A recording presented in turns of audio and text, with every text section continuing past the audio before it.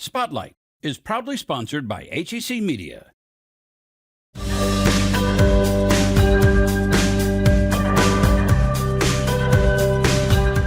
Today on Spotlight, art exploring local landmarks with some recognizable characters from pop culture. Plus, the sound of cicadas are drowning out the sound of other insects. Find out how it affects them. And then he turned his life around after decades in prison and founded a nonprofit. Hear his story. But first, we take you inside the brand new World's Fair exhibit at the History Museum. It's Sunday and you're watching the multiple Emmy Award winning Spotlight.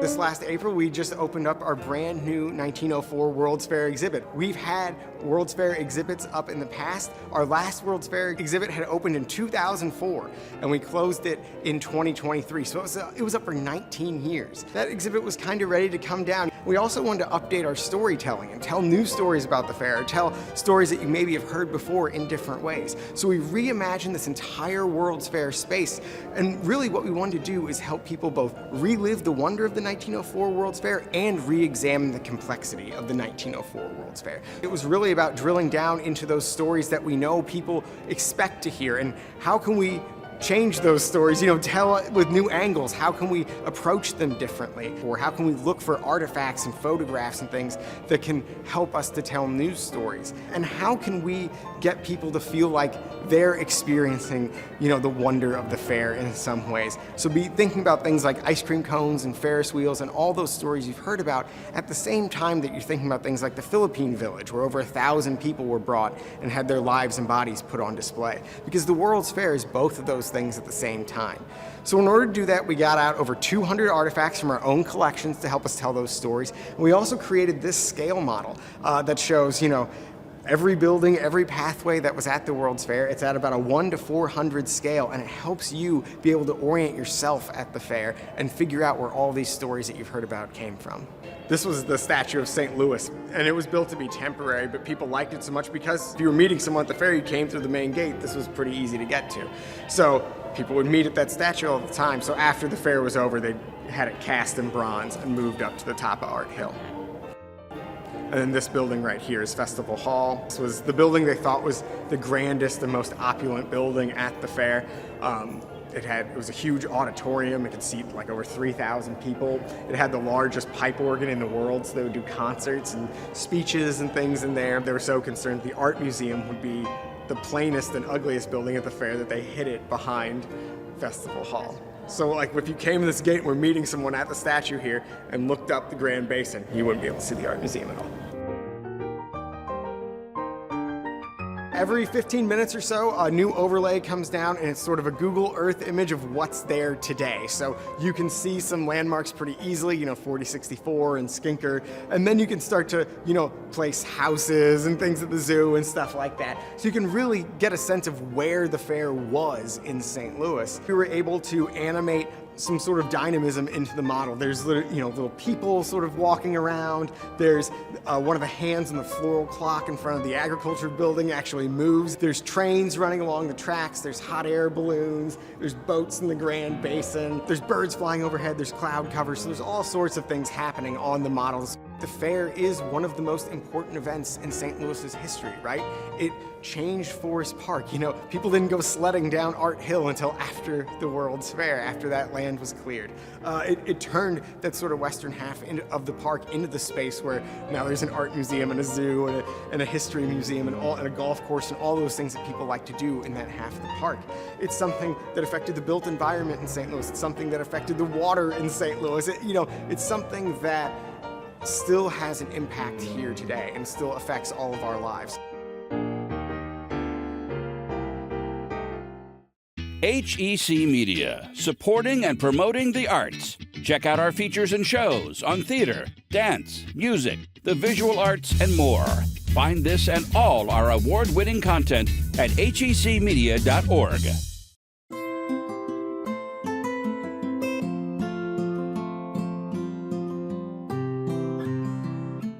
Hi, I'm Sam Melendez. I'm a visual artist in St. Louis, Missouri. Right now I'm exposing my body of work titled Missouri. Spelled M-I-S-U-R-I because it's the way I pronounce it as a Spanish speaker. And the idea of this current exhibition I have at Haska is based on landmarks from Missouri where I began my painting career. For example, like the very iconic Amoco sign, which is on my You'll See Me piece.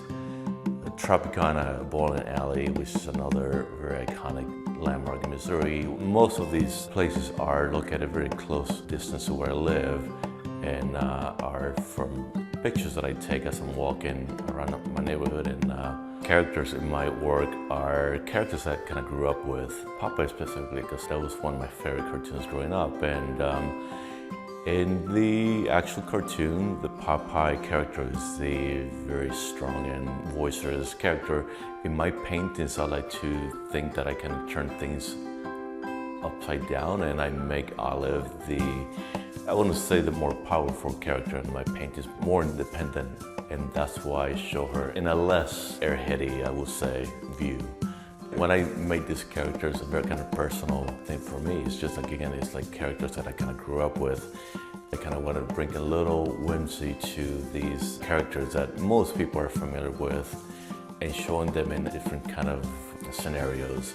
Like, for example, Olive at a hair salon getting her hair dry, and things that people do like in an everyday, and just kind of show the viewer these characters in a different scenario that was shown in the actual cartoon.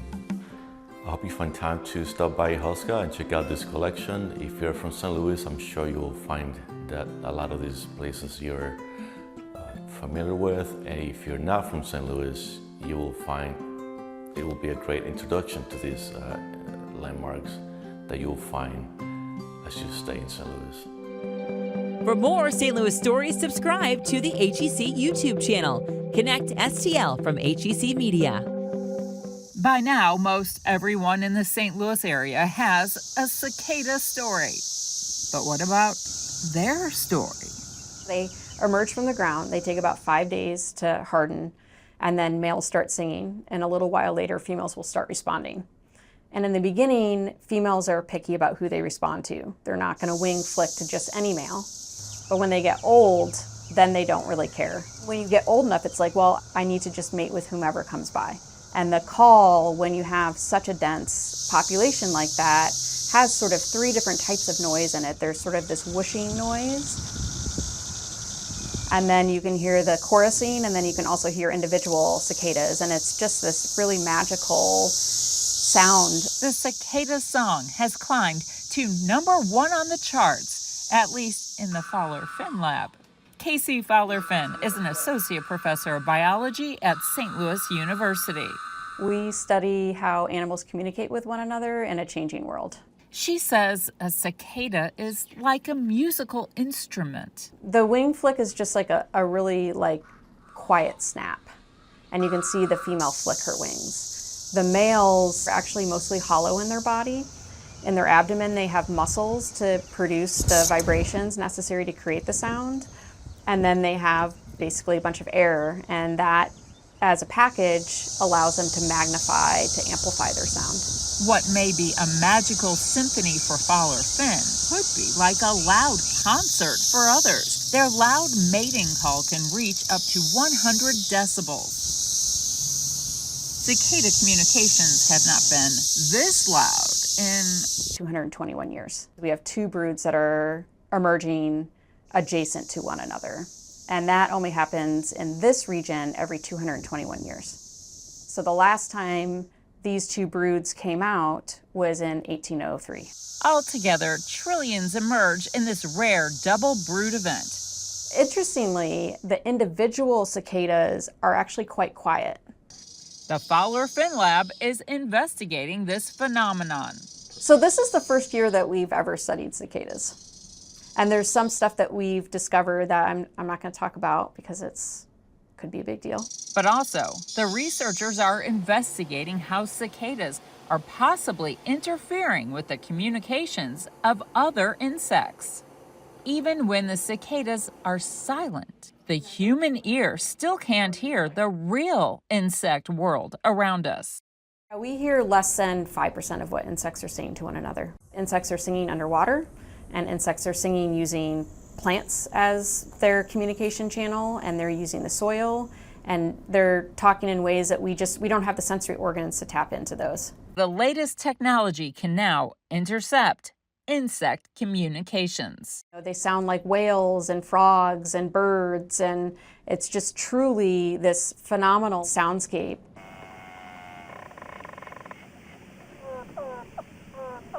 Cicadas aside, the insect world seems to be incredibly loud. And we're really a minority. Insects are hugely outnumber us in biomass and in numbers. But with the interference of this kind of volume for hours on end, in the same way that humans retreat from the noise, are insects also not even trying?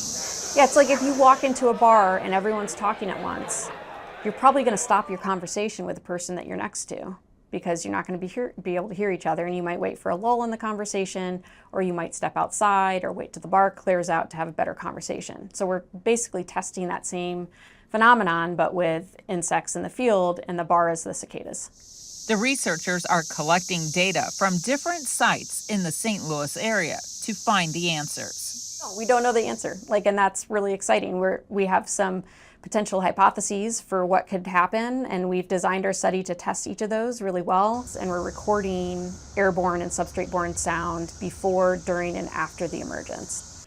And so I think we're going to find something interesting. Meanwhile, this annoyance that people may have that even other insects may be affected by is at least short-lived. But Fowler Finn is cherishing the little time that remains. We'll get the 13-year cicadas in 13 years. We'll get the 17-year cicadas, over in Illinois in 17 years. But the two of them together won't happen for another 221 years.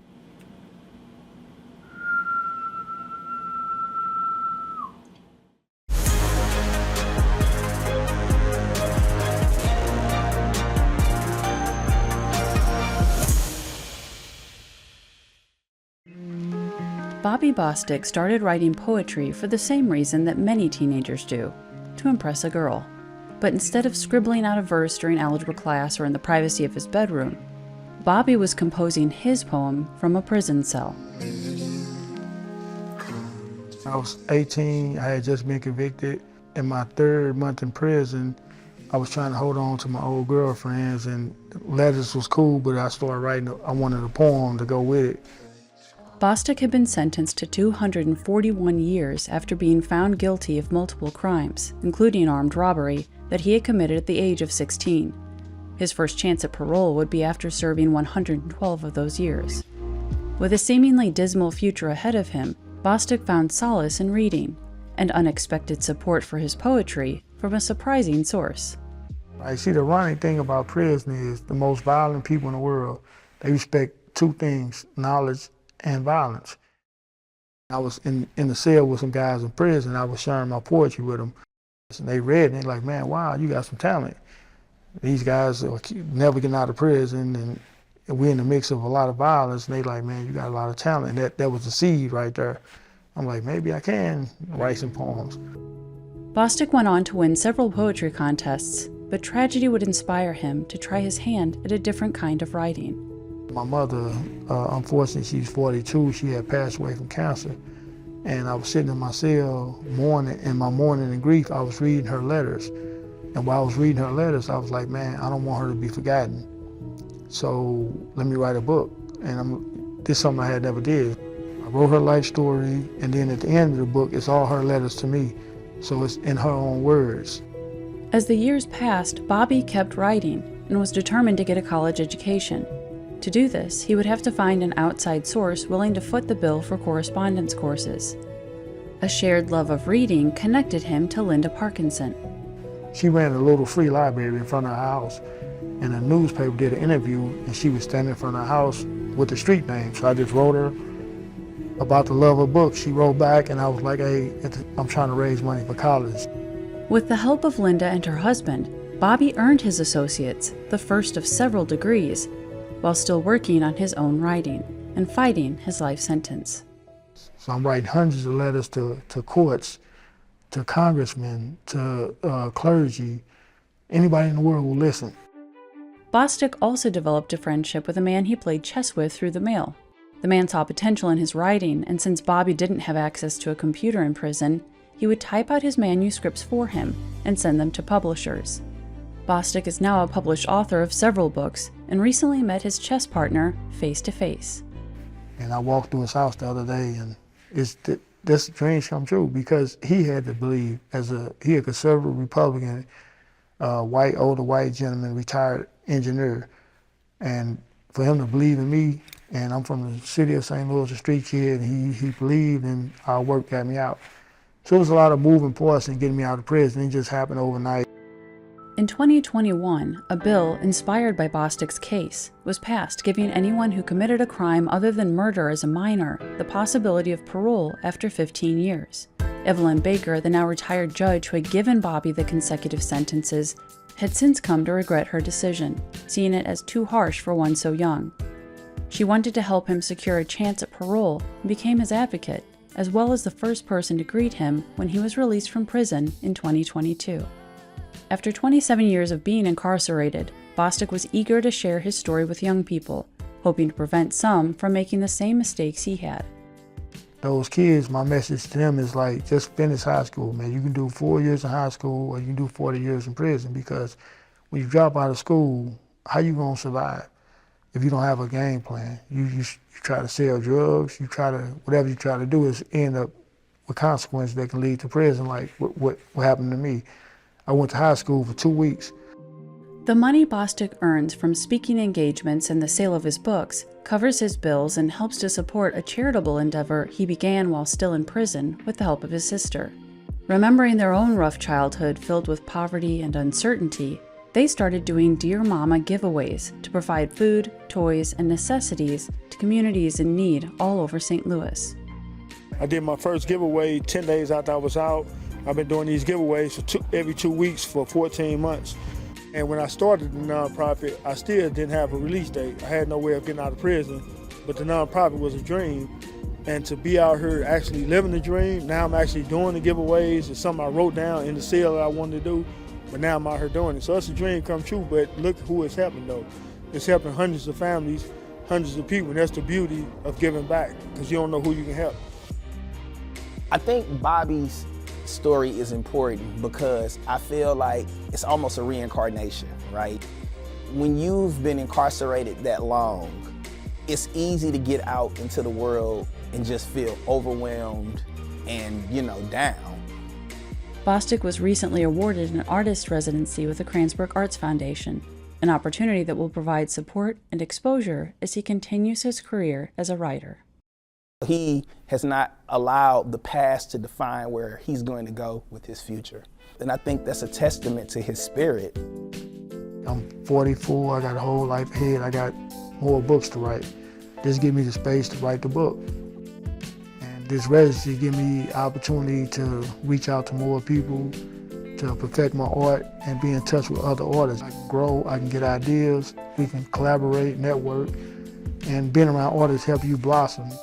God gave us his gift to see things that other people don't see in song and dance and humanity. All around us we see art, but we see reality too, and we try to combine the two to make life better. Later on Spotlight, one of America's best community bands, founded to help members of the local LGBTQ. History Spotlight, brought to you by HEC Media and the Missouri Historical Society. Hi, I'm Dr. Jody Sowell from the Missouri Historical Society, and this is History Spotlight. During the early 20th century, St. Louis was one of the nation's largest shoe manufacturing cities, but few shoes were labeled Made in St. Louis. Curator Adam McFarland explains why and how you can tell which ones were. Have you ever gone to a vintage shop and bought a pair of shoes? Did you know that those shoes may have been produced in St. Louis? St. Louis has had a shoemaking industry since the 19th century. It began in the mid-1800s, mostly as wholesale. So that means they were bringing in shoes made from somewhere else and shipping them off to different locations using the Mississippi River and other river systems, or also using the train system. During the last part of the 19th century, some of those companies started moving from wholesale into manufacturing. In 1899, St. Louis was producing about 8 million pairs of shoes, and by 1909, just 10 years later, they tripled that to over 24 million pairs of shoes coming out of this city. That included 50 factories with over 50,000 employees. While St. Louis was producing a lot of these shoes, rarely did those shoes ever have St. Louis stamped on the shoe anywhere. So it didn't say made in St. Louis. It might have said made in USA. So how do you know they were made in St. Louis? What I have to do is look through online databases like newspapers.com or through trademark databases and look for brand names. So a lot of times on these shoes, you might see something like Buster Brown. But you have to know that Buster Brown was a shoe made by the Brown Shoe Company of St. Louis. So in the Missouri Historical Society collection, we have been working on looking at our own shoes in our own collection, and we have found that we have about 280 pairs of St. Louis-made shoes, and we are still adding to that collection today. St. Louis was one of the largest producers of shoes, particularly in the early 20th century. They did claim to be the largest producer in the world, at least as of 1910. In the 1970s, shoe manufacturing really started moving overseas like a lot of other industries because it was cheaper to produce the shoes in foreign countries. And unfortunately, a lot of manufacturing here in the United States across industries just started to dwindle. The loss of the shoe industry really affected the St. Louis work economy. And one of the things that was unique about the St. Louis shoe industry is that it was all parts of the industry. So it wasn't just designing the shoe or taking all of the parts and putting them together. It was actually the leather manufacturing. It was producing the shoe lasts. And the lasts are basically wooden or steel molds that the shoes are formed around. So when those industries started moving overseas, that was a lot of workers that were no longer needed here in St. Louis. Having a St. Louis shoe in your closet is a really great way to feel connected to St. Louis history, but also to American manufacturing. Next week on History Spotlight, celebrating the 4th of July, St. Louis style. To learn more about the Missouri Historical Society, visit mohistory.org. HEC Media. Recognized. Celebrated. Honored time and again for excellence in the industry. Find all of the award-winning content at hecmedia.org.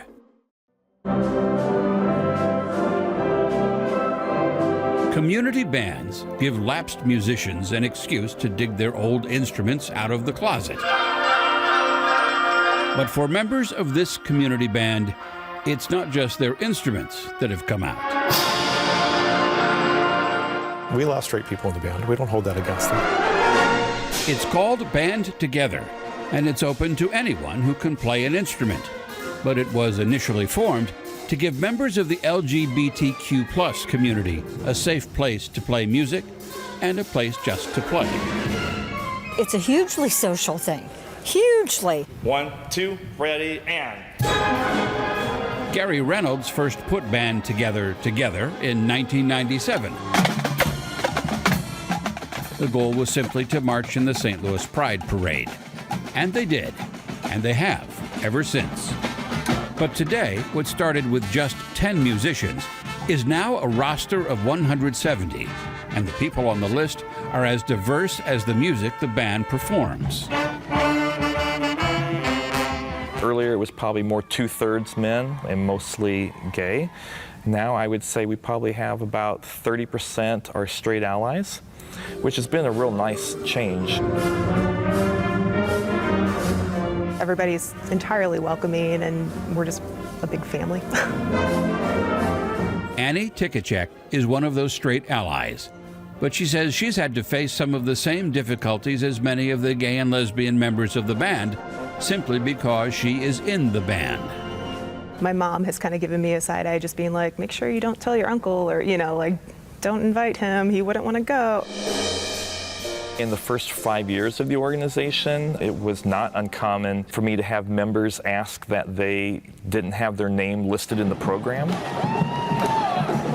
When we would march in the Pride Parade, they would ask if they could be positioned in the middle and not on the sides, so that way if the news was covering the parade, that they wouldn't be on camera. At the Mardi Gras parade in 1998, they ended up needing a police escort to finish the route. We had balloons that had filled with helium that lined our float, and this person came by with a cigarette and started popping each of them, and he said, "You're all a bunch of And just then, one of my band members stood up and stopped playing, and I thought, this is it. We're about to all be in a big fight. And right then, the police happened to show up and escorted us the rest of the way. We appreciate where we are now so much more. To think of Band Together as just a band for the gay and lesbian community is not only inaccurate, it's selling it short. We have a good sound. I mean, this is a good band. Some people who have memories of their high school bands, and there's a lot of high school bands that are, well, because it's high school. When I came around, we had about 25 people or so, maybe 30 at the most, and it was a young band. Pieces that we perform easily now was a challenge back then. Now, we can sight read pieces that I don't even know if the band could have done back then. So they've grown musically as well as in size and ability, but we still have all ability levels within the band. Band Together is more than just a community band. It's a community, a diverse family, playing in unison, on stage and off. I had a really horrible thing happen. I had a mistaken surgery, and I was on the edge, to say the least. This family helped pull me through. The point is that we're all embraced and loved by one another. It's just a very safe and loving space.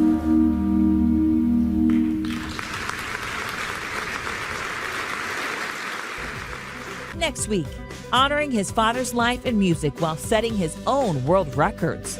Plus, how St. Louisans have loved celebrating our nation's birthday since it began. Thanks for watching Spotlight. Join us next Sunday at 9:30 a.m. on KPLR 11.